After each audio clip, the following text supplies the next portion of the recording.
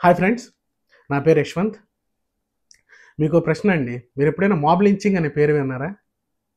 Mob lynching అంటే ఏం లేదండి. ఇప్పుడు మనం ఒక వ్యక్తి తప్పు చేసినప్పుడు గానీ, లేదా ఆ వ్యక్తి తప్పు చేస్తారని అనుమానం వచ్చినప్పుడు గానీ, ఒక 10 మంది గుంపుగా వెళ్లి ఒక మనిషిని కొడితే దాన్నే మాబ్ లించింగ్ అంటారు.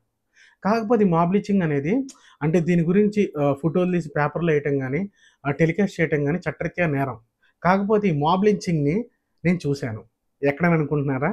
అమెజాన్ ప్రైమ్‌లో స్ట్రీమ్ అవుతున్న 'స్టోలెన్' అనే మూవీలో. మన కళ్ళ ముందు ఒక ఇన్సిడెంట్ జరిగినప్పుడు, ఆ ఇన్సిడెంట్ తాలూకు పూర్తి సమాచారం లేకుండా దాన్ని రికార్డ్ చేసి సోషల్ మీడియాలో అప్‌లోడ్ చేస్తే, దాని తీవ్రత అనేది ఎంతుంటుందో మన కళ్ళకి కట్టినట్టు చూపించాడు ఈ చిత్ర దర్శకుడు కరణ్ తేజ్ పాల్.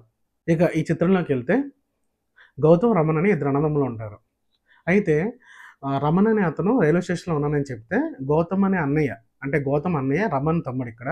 గౌతమ్ రమణ్ పిక్ చేసుకోవడానికి రైల్వే స్టేషన్‌కొస్తాడు. గౌతమ్ రైల్వే స్టేషన్‌కెళ్ళిన తర్వాత రమణ్‌ని ఓ 10 మంది కొడతా ఉంటారు.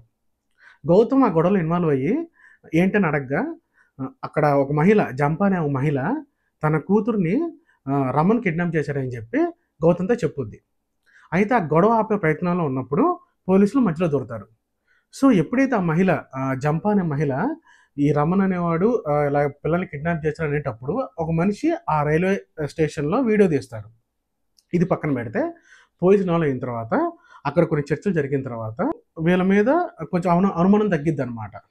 అయితే పోలీసోళ్ళు ఏమంటారంటే, "మీరు మా విట్‌నెస్. మీరు మాతో పాటు ఈ కేస్ ఇన్వెస్టిగేషన్‌లో హెల్ప్ చేయాలి. మాతో రండి" అని అంటారు. సరే ఆళ్ళు కొంచెం సమాచారం తెలుసుకున్న తర్వాత సో, వీళ్ళిద్దరికి ఏం సంబంధం లేదని అన్నదమ్ములు విడిచిపెడతారు. సో, అనుకోని పరిస్థితుల్లో జంప గూడా వీళ్ళతో పాటు కార్‌లో ఎక్కుద్ది. వీళ్ళతో పాటు జర్నీ చేసిద్ది. వీళ్ళు కార్‌లో కొంచెం దూరం వెళ్ళిన తర్వాత వీళ్ళు ఒక ఊరికెళ్తారు. అంటే నైట్ రైల్వే స్టేషన్ ఇన్సిడెంట్ అంతా నైట్ జరుగుద్ది. నెక్స్ట్ డే మార్నింగ్ ఒక ఊర్లోకెళ్ళగానే వాళ్ళు ఎవరైతే రైల్వే స్టేషన్‌లో ఈ జంప నా పిల్లల్ని కిడ్నాప్ చేసింది వీరే అని అనేటప్పుడు ఒకతను వీడియో వీడియో తీస్తాడని చెప్పాను గదా! ఆ వీడియో వైరల్ అవుద్ది. సో, అక్కడున్న జనాలందరూ ఆ వీడియోలో ఉన్నది వీళ్ళిద్దరే అని చెప్పి వీళ్ళిద్దరిని కలిసి ఊరు మొత్తం పట్టబోతారు. అలాగా ఆ ఊరోళ్ళందరూ ఆ ఇద్దరి మీద దాడి చేసి చచ్చేదాకా కొడతారు. చివరికి ఆ ఇద్దరు అన్నదమ్ముల పరిస్థితి ఏమైంది? అసలు ఆ పిల్లల్ని కిడ్నాప్ చేసేది ఎవరు? అసలు ఈ జంప ఎవరు? అసలా అయన్నీ మీరు తెలుసుకోవాలంటే అమెజాన్ ప్రైమ్‌లో స్ట్రీమ్ అవుతున్న 'స్టోలెన్' అనే సినిమా మీరు చూడాల్సిందే. ఈ మొబైల్ ఫోన్ వాడటానికి ఒక క్వాలిఫికేషన్ అనేది లేదు. ఇప్పుడు చదువులు వచ్చినోడు, రానోడు ఎలాంటోడైనా సరే మొబైల్ ఫోన్‌ని యూజ్ చేస్తాడు. సోషల్ మీడియాలో ఒక పోస్ట్ కనపడినప్పుడు, ఆ పోస్ట్ తాలూకు సమాచారాన్ని మొత్తం తెలుసుకోకుండా మన ఇష్టం వచ్చినట్టు పోస్ట్ చేసి, దానికి మనం రియాక్ట్ కూడా అవుతాం. అసలది ఆ పోస్ట్ నిజమో కాదో అని కూడా మనం తెలుసుకోము. దాన్ని మనం 10 మందికి షేర్ చేస్తాం, దాన్ని లైక్ కొడతాం, కామెంట్ పెడతాం అన్నీ చేస్తాము. కానీ అసలు అది నిజమా కాదా అనేది పూర్తి సమాచారం మనకు తెలీదు.